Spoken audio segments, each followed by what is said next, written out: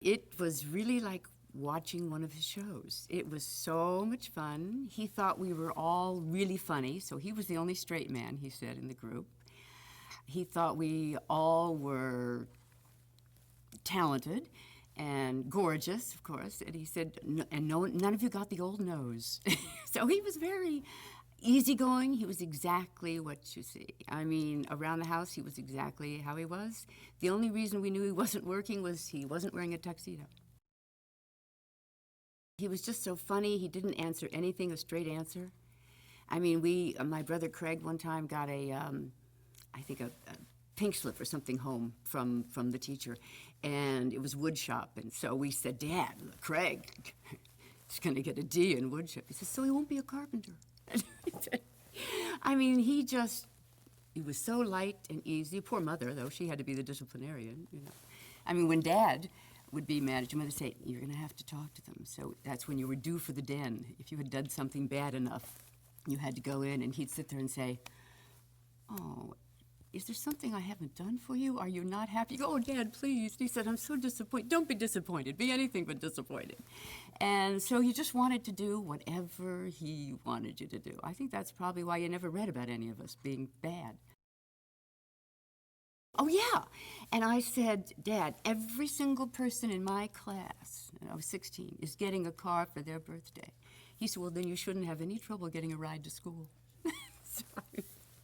My sister Claudia, remember when the movie Cleopatra came out? Claudia was so beautiful. She looked like Sophia Loren. All these eyelids, this big black thing. And for some reason, Dad and I were the only two people home, which is a house that 14 people lived in all the time. And she called and she said, tell Dad, I need a ride home from Beverly Hills. And I said, Dad, I couldn't wait to tell him, Claudia needs a ride home from Beverly Hills. And he said, tell her to walk home on her eyeliner. So I asked Dad if I could be on his show, and he said, well, first you need to tour. So I did. I had to go on the road a little, and I went all over the country.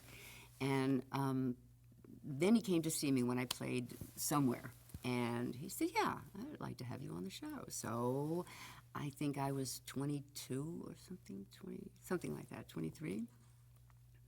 And then I was on it a lot after that, so that was fun. I think the first one I was on, Bill Cosby was on it, and I forget who else, so that was really fun. I remember Anne Margaret, and Dad and I were outside his dressing room, and Mac Gray, or Jay Gerard, who worked for him then, said, Anne wants to see you. And Dad, who really didn't go out and socialize with anybody or anything, we're standing in the hall outside of his dressing room, and he's looking all the way down the hall, and he said, look at Annie coming down the hall. You know, she wants something from me. He says, and you know I'm going to give it to her. So who could refuse little Annie? You know? And she was the sweetest thing, but everybody was so nice on the show. Everybody. Which was why it was fun. If they weren't, I don't think they were either asked back, or maybe they didn't even stay, some of them, you know. Florence, you know, and Betty White, and I love the Tony Bennett's, Ella Fitzgerald. Those are the ones I just wanted to come down and watch. So that was pretty exciting. I think, and people used to come and watch the taping of the show. I remember Burt Reynolds was there, and he was such a big deal and so hot then. And I said, Dad, he introduced me to him, and my sister Claudia again thought, oh, I want to meet him. And so we've used this forever. And she said, introduce me. I said, sure. Bert, this is my sister Claudia. And she says, hello, Bob. So for so long after that, every time somebody made a faux pas, we go, well, hello, Bob. Burt Reynolds, well, he was a good sport, but everybody just wanted to watch Dad do it. Even when we were playing Vegas together, we flew in. And I think it was Danny Thomas that was coming down the hall, that long hallway. Dad just stayed in his dressing room, just went in and watched it on the monitor. You know, I remember him asking me one time, he'd say, how does that song go? What is that? And I'd start to sing it. He'd say, don't act it, just sing the notes. Whenever he'd do a sketch or do anything with me, he'd say, look, don't act, just read the lines, Shakespeare. I think anybody that's that talented, they had to. He didn't like to rehearse, that's for sure, but he liked to know what he was doing. And I know whenever he did the movies, he was always coming home, learning his script. He knew your lines, he knew my lines, he knew what was going on. He just didn't, I think he liked the spontaneity of not knowing what was going on, and especially with, my God, Bob Newhart and Jonathan. People like that, he just wanted to laugh, and he wouldn't let them show it in the dressing room. He said, because usually the rest of the show was on in the monitor. You know, if it wasn't a game, it was, if it wasn't what other game he was betting on, it was just the studio, and everybody else was acting out Dad's part, mostly Lee or Greg. So it was really fun. But he would watch everyone do everything except the comedy routines. Charles Nelson Riley was another one who was so funny. I mean, it was fascinating how they figured out how to do it. Mother used to give parties, which is wonderful, and Dad played golf. Remember, they asked my little sister Gina, they said, when she was about 5, they said, well, what does your dad do for a living? She said, he's a golfer. And that's, you know, that was about it. So that's all she knew, because he's always having a golf club around the house. So he had an early game. He would leave at 6 or 7 in the morning, whether he was playing golf or working. Whichever one it was, he still left. But his golf was really important to him. So around 10:30, my mother gave really good parties. They're getting louder and louder, and Dad would call the cops, and he'd say, hi, this is a neighbor, and those Martins are giving another one of those parties again, and they're really loud. So as time went on, he'd try to call again, and Mother would say, I'm inviting all the neighbors this time. I'm sure it's your father. So, sure enough, he'd call again. He'd do the price. It's those Martins again. They sure, Mr. Martin, will be right up. They knew it was him all the time. And she said, I told you it was your father. All the neighbors are here. He didn't care. He'd get up. He wanted to go play golf. He said, oh. Yeah. And Mother insisted on that, too. So that was really fun. And he was very funny at dinner. Oh, my goodness. You can imagine 9 people sitting at dinner.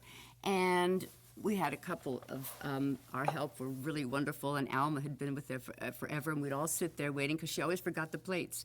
And anytime she'd forget something, Dad would say, Alma, you're going to have to work here 10 more years. No, fire me, Mr. Martin, fire me. No, 10 more years.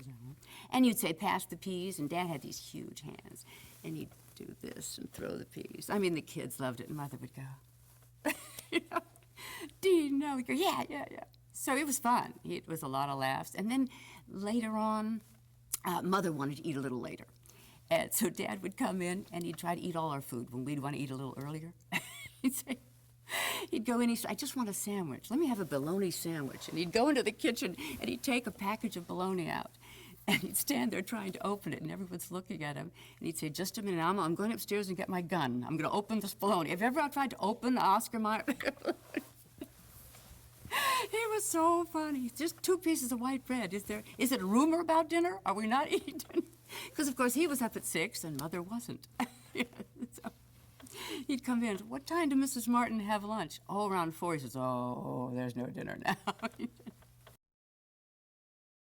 I think he was just himself.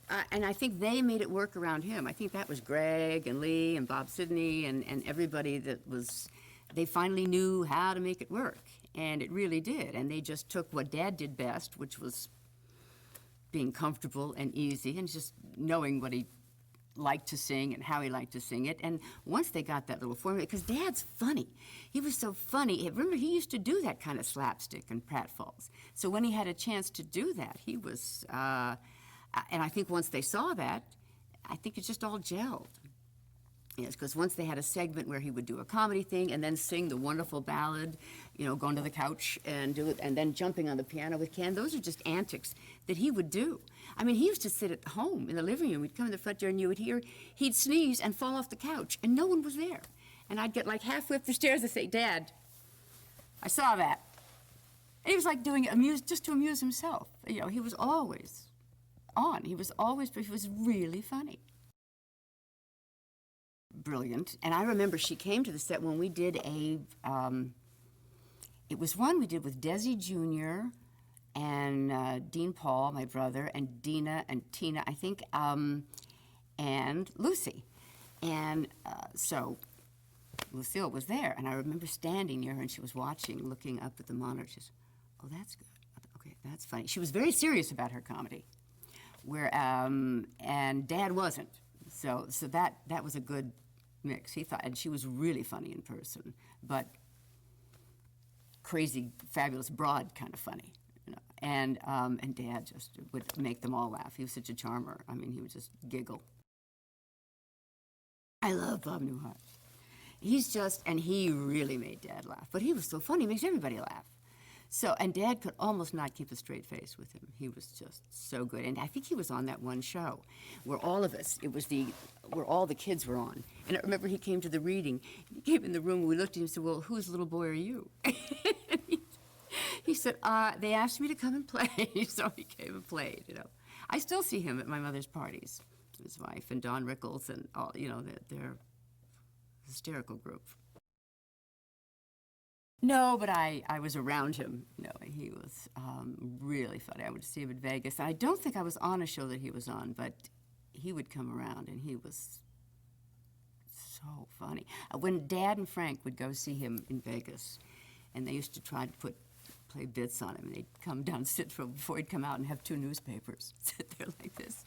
And people that worked, Dad had a man named Mac Gray, who was his right hand. It says music coordinator or something on the credits, but he just did everything for Mac. And I think one time Don Rickles said, if Dean Martin ever died, Mac Gray wouldn't know what job he's out of. I just thought it was very funny. He was very clever, very, very clever. He was just, and they all were friends. You know. And that's when Dad saw them, because Dad really didn't socialize. So he didn't, that's when he went out and really sort of had fun. Some people went out every night and saw all their friends like this. Dad sort of just saw them on the show, so that brought out all of the fun stuff. And the things with Frank, all those shows and all those medleys, where they had the best time working together. And you could tell, you just look at it. Well, they were just 2 crazy, wildly popular Italian guys. and wonderful family men. I mean, hard to believe all that, but they were Uncle Frank and Dad. They adored each other, and they adored all of each other's families, and couldn't do enough for all of them. And they just happened to be super, super talented. And it's so hard to explain. They could finish each other's thoughts. I know when Frank would work in Vegas, Dad would get up and he'd say, I've got to go get my tux out. I said, why? He says, Frank's going to call. He doesn't have as much fun as he does with me, and sure enough, Frank would call. And that's when they started doing the Summit meeting, which they call the Rat Pack, but it was really the Summit. And then they figured, well, while we're here, let's make a movie.